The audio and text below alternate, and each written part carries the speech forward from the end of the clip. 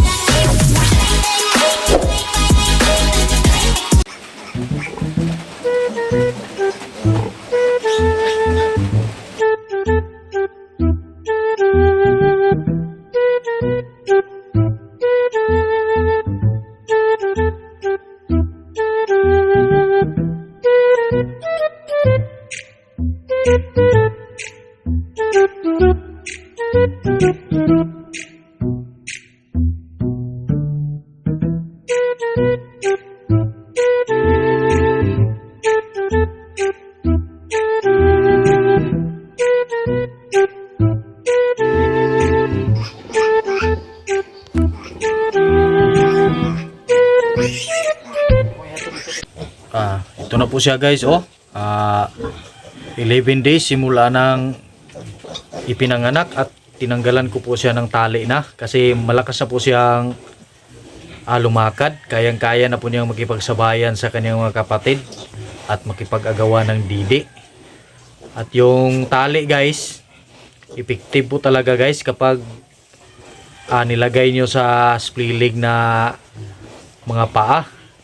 At kung sino mang nakapanood ng video ko at hindi pa kayo nakaranas ng ganito, at kung may biik po kayo na at may splilig din, subukan nyo po, talian nyo lang po yung apektadong parte ng kanyang paa at anuhin nyo lang na yung tali niya na kaya po niyang lumakad, hindi gaanong mataas, yung kayang-kaya lang. Ngayon guys, tingnan nyo po, okay na siya at kayang-kaya na po niyang makipagsabayan doon.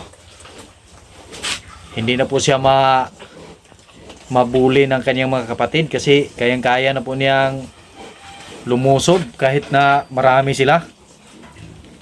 Sa ngayon guys, hindi ko na lang siya pinutulan ng buntot kasi para malaman ko na siya yung may splilig.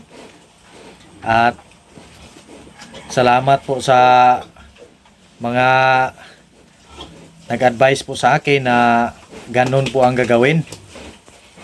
So ginawa ko rin. Akala ko hindi mag-click kasi naawa po talaga ako guys kasi hindi po talaga siya makalakad. Pero ngayon nag-click po talaga yung tali lang yung ginamit ko. So sa ngayon guys, ayan na po sila, 11 days na po sila simula ng ipinanganak.